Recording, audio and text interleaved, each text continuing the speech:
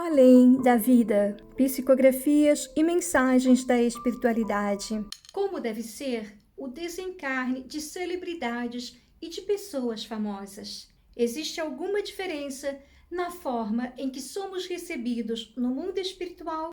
Como é definido o local para onde seremos encaminhados? Olá, amigos! Eu sou Lene Costa, do canal Além da Vida, Psicografias e Mensagens da Espiritualidade. Sejam bem-vindos. Como sabemos, o Papa Francisco desencarnou nesta segunda-feira no Vaticano aos 88 anos de idade, após um mês de ter tido alta de um longo período de internação hospitalar. Neste sentido, o desencarne do Papa também está relacionado ao desencarne de pessoas famosas e celebridades. Entretanto, o fato de mencioná-lo se deve unicamente ao exemplo de citar alguém que é uma celebridade conhecida também ao redor do mundo, sem que haja qualquer outro fundamento por havê-lo citado. Neste momento, eu gostaria de expressar minhas condolências a todos que gostavam e admiravam o Papa Francisco. Particularmente, eu também sempre o admirei e gostava muito dele. E desejo que seu despertar seja de muita paz, luz e serenidade. Sobre o desencarne. O desencarne é igual para todos e não há diferença entre o momento do desencarne de pessoas famosas e celebridades e pessoas comuns que vivem no anonimato e sem qualquer outro atributo de poder e fama. Com relação à questão voltada para títulos e honrarias, não há, no mundo espiritual, qualquer tipo de privilégio relacionado a estes aspectos, pois o que realmente conta é a forma como vivemos, como encarnados durante a nossa vida física terrena. Ou seja, se tratamos o nosso próximo com solidariedade, respeito e dignidade em momentos de suas fragilidades e necessidades de amparo, e assim lhes estendemos as mãos caridosas, ajudando-os em suas necessidades, ou se ao contrário disso agimos com egoísmo, com indiferença e talvez até com arrogância, pois o fato, talvez de termos algum título ou sermos privilegiados com bens materiais, não nos deve conferir o direito de sermos insensíveis e incapazes de entender a necessidade do nosso próximo, pois Deus nos favorece com riquezas materiais em certas circunstâncias advindas de herança familiar, em outras do próprio trabalho e mérito. Entretanto, a lei de Deus é a lei do amor e da fraternidade, de forma que devemos servir sempre que necessário, se tivermos a oportunidade. E estes são alguns dos fatores que irão influenciar o momento de nossa desencarnação, no sentido de como seremos acolhidos e para onde iremos. Porque o que realmente conta é como vivemos durante a nossa passagem pela vida física terrena. Porque para Deus, títulos e tantos outros méritos, nada disso faz sentido ou tem valor se não soubermos, na vida física terrena, ampararmos os nossos irmãos em suas necessidades. Se então vivemos de acordo com as leis de Deus e assim agimos, teremos o benefício da própria evolução moral e, consequentemente, espiritual. De forma que, ao desencarnarmos, seremos acolhidos por espíritos socorristas que nos auxiliarão em nosso processo de desencarnação e, de acordo com nossos merecimentos e obras realizadas, nos conduzirão a uma colônia espiritual compatível com nossas afinidades, ou seremos encaminhados para algum tratamento hospitalar no plano espiritual. Porém, se deixarmos de praticar o bem quando podíamos tê-lo feito, se praticarmos o mal, e agredirmos aos nossos irmãos, causando-lhes violência e dor, seremos então encaminhados para as regiões às quais chamamos umbralinas.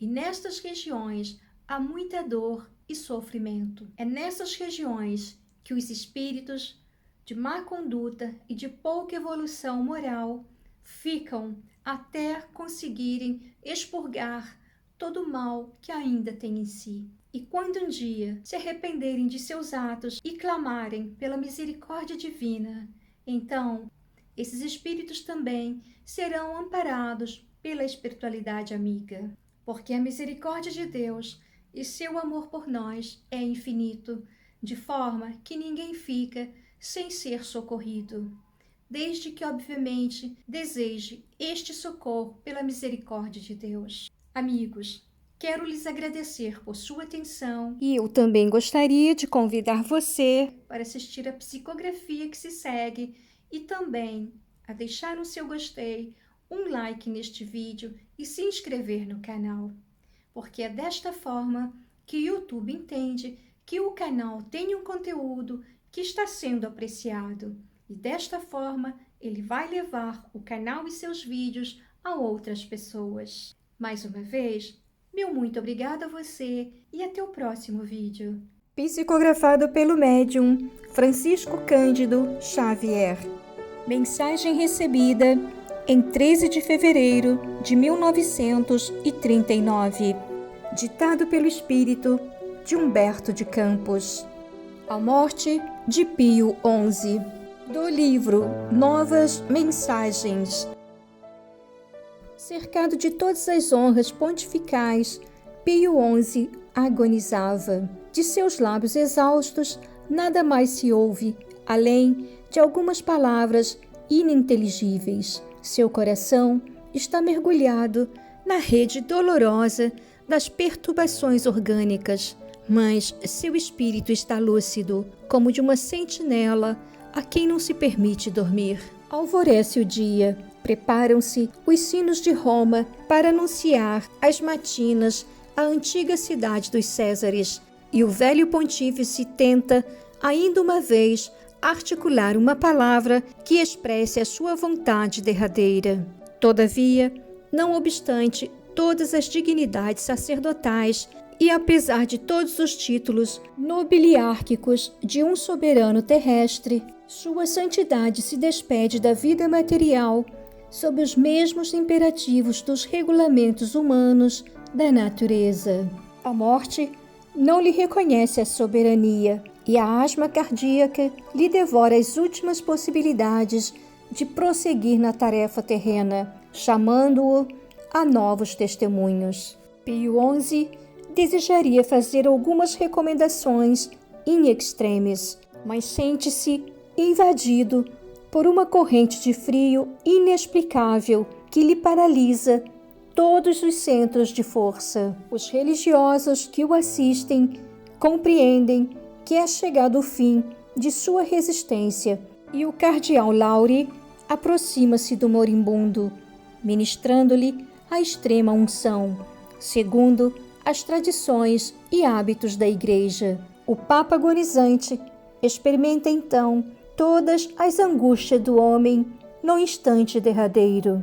Aos olhos de sua imaginação, desenham-se os quadros nevados e deliciosos da Lombardia, na sua infância descuidada e risonha. Os velhos pais, amorosos e compassivos. O pároco humilde que o animou para os estudos primeiros.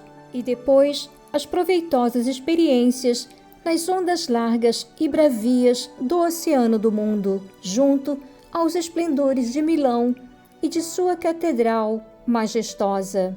Ele, que orara fervorosamente tantas vezes, sentia agora uma dificuldade infinita para elevar o pensamento ao Deus de misericórdia e de sabedoria, que ele supunha no ambiente faustoso de seus templos frios e suntuosos. Uma lágrima pesada lhe rolou dos olhos, cansados das penosas preocupações do mundo, enquanto o raciocínio se lhe perdia em amargas conjecturas. Não era ele o vigário-geral do Filho de Deus sobre a terra? Sua personalidade não ostentava o título de príncipe do clero?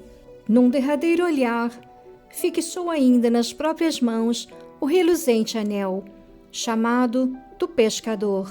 Desejou falar ainda uma vez aos companheiros, mergulhados em preces fervorosas das meditações angustiadas da morte, mas percebeu que as suas cordas vocais estavam hirtas. Foi quando então Pio XI começou a divisar em derredor do seu leito de agonia um compacto exército de sombras. Alguns lhe sorriam com solicitude, enquanto outras o contemplavam com indefinível melancolia. Ao seu lado, percebeu duas figuras veneráveis que o auscultavam, como se fossem médicos desconhecidos vindos em socorro dos senhores Roche e Bonanome, seus assistentes naquele dia.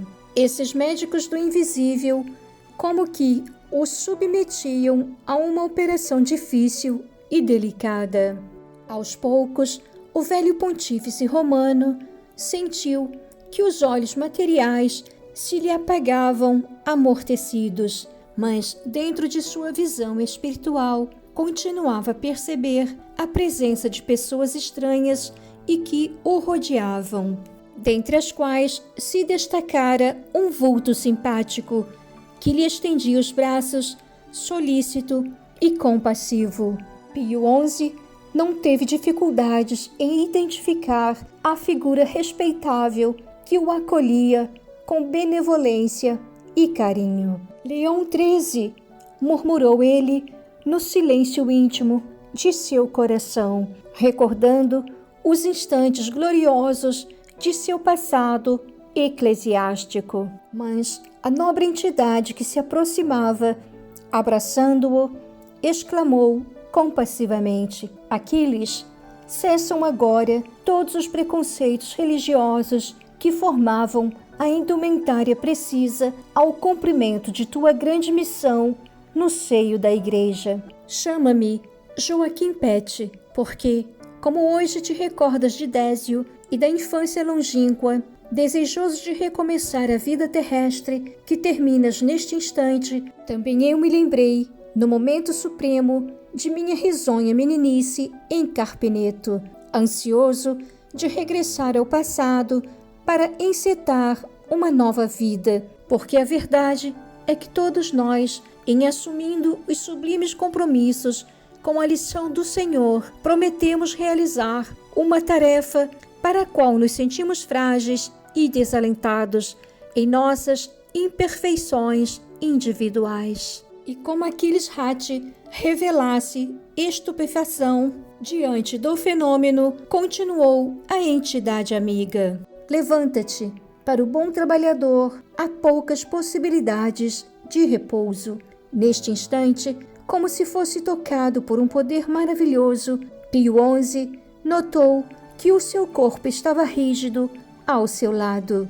Numerosos companheiros se aproximavam comovidos de seus despojos, inclusive o cardeal Camerlengo, que se tomava de profunda emotividade em frente da nova tarefa. Procedia-se aos primeiros rituais a que se obedece em tais circunstâncias. No Vaticano, quando a voz de Leão XIII se fez ouvir de novo: meu irmão, disse ele austeramente, todos nós somos obrigados a comparecer ante o tribunal que nos julga por todos os atos levados a efeito na direção da Igreja a que chamamos impropriamente Barca de São Pedro. Antes, porém, que sejas conduzido pela legião dos seres espirituais que te esperam ao tribunal das sentenças supremas, visitemos a nossa Jerusalém de pompa e de pecado, para nos certificarmos de suas ruínas próximas, ante a vitória do Evangelho Redentor. Neste momento, o cardeal Pacelli retirava do cadáver o anel simbólico, enquanto as duas entidades, abraçadas uma à outra, se dirigiam à Capela Sistina e daí à famosa Basílica de São Pedro para as tradicionais e antigas orações. Penetrando ambos sob as colunas grandiosas que suportavam a larga varanda, dizia o autor da encíclica Rerum Novarum para o seu vacilante companheiro. Outrora, neste local, erguiam-se o templo de Apolo, o templo da boa deusa, o palácio de Nero e outras expressões de loucura e de crueldade que condenamos até hoje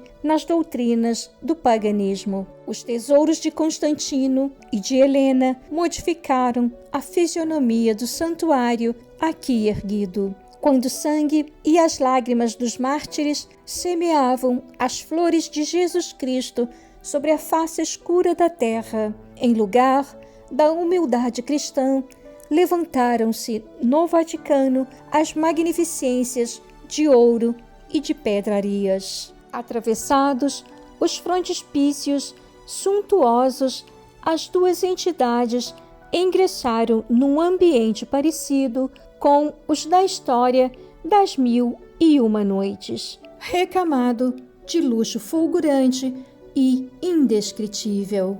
Por ali, há o sinal dos artistas de todos os séculos. Monumentos da pintura e da escultura de todos os tempos assombravam os forasteiros espirituais que acompanham a cena grandiosa e melancólica. As imagens, os altares, as colunatas, os anjos de pedra, os nichos suntuosos se multiplicam em deslumbramento maravilhoso. Chegadas ao pé da magnífica estátua de São Pedro, talhada no antigo bronze de imagem de Júpiter Capitolino, que toda Roma venerava em épocas remotas, estátua essa idealizada sob as ordens de Leão Magno, quando das vitórias romanas sobre o gênio estratégico e belicoso de Átila, as duas entidades se detiveram pensativas. Obedecendo aos seus antigos hábitos, Pio XI ajoelhou-se e, ocultando o rosto entre as mãos, orava fervorosamente, quando uma voz sublimada e profunda lhe atinge em cheio a consciência, como se proviesse das ilimitadas profundezas do céu, chegando aos seus ouvidos por processo misterioso. Meu filho, exclama a voz espiritual, na sua grandeza terrível e melancólica, como pudeste perseverar no mesmo caminho dos teus orgulhosos antecessores? Diante desta estátua soberba, talhada no bronze de Júpiter Capitolino, toda a igreja romana supõe homenagear a minha memória, quando nada mais fui que simples pescador, seduzido pela grandeza celeste das sublimes lições do Senhor no cenáculo de luz do Tiberíades, convocado pelo Mestre Divino a edificar a minha fé em favor do seu grande rebanho de ovelhas tresmalhadas do aprisco, não tive a força necessária para seguir-lhe o divino heroísmo. No instante supremo, chegando a negá-lo em minha indigência espiritual. Ainda assim, não obstante a minha fraqueza, foi a mim que a Igreja escolheu para a homenagem dessas basílicas luxuosas, que, como esta imagem fulgurante, representam a continuidade das velhas crenças errôneas do império da impiedade, eliminadas pela suave luz das verdades consoladoras do cristianismo. Somente agora verificas a ilusão do teu anel do pescador e da tua tiara de São Pedro. Eu não conheci outras joias, nem outras riquezas, além daquelas que se constituíam de minhas mãos calejadas no esforço de cada dia. Filho meu, amargurado está ainda o coração do nosso Salvador, em virtude do caminho escabroso adotado pela quase generalidade dos sacerdotes nas igrejas degeneradas que militam na oficina terrestre. Todos os que se sentaram, como tu, nesses tronos de impiedade, prometeram ao céu a reforma integral dos velhos institutos romanos em favor da essência do Evangelho no pensamento universal. Mas, como tu, os teus predecessores esbarraram igualmente no rochedo do orgulho, da vaidade e da impenitência, comprometendo o grande barco da fé em Jesus Cristo entre as marés bravias das iniquidades humanas. Falaste da paz, mas realizaste pouco ante o dragão político que te espreitava na sombra, naufragando nos conceitos novos que vestem as crueldades das guerras de conquista. Reformaste o Vaticano, estabelecendo alianças políticas ou adotando as facilidades do progresso científico que enriquece a civilização desesperada do século XX. Mas esqueceste de levar aos teus míseros tutelados as fórmulas reais da verdade e do bem, da paz e da esperança, no amor e na humildade que perfumam os ensinamentos do Redentor. Grande sacerdote do mundo, pelas tuas qualidades de cultura e pela generosidade de tuas intenções, serás agora julgado pelo tribunal que aprecia quantos se arvoram na terra em discípulos do Senhor. Do mundo das convenções já recebeste todo o julgamento, com as homenagens políticas dos povos. Agora entrarás na luz do reino de Deus, para aprenderes de novo a grande lição dos muitos chamados e poucos escolhidos. Pio XI sentiu que o seu coração se despedaçava em soluços atrozes. Olhou em derredor de si e não lobrigou mais ninguém a seu lado. Todos os sorrisos compassivos dos companheiros da morte haviam desaparecido sob o influxo de uma força misteriosa.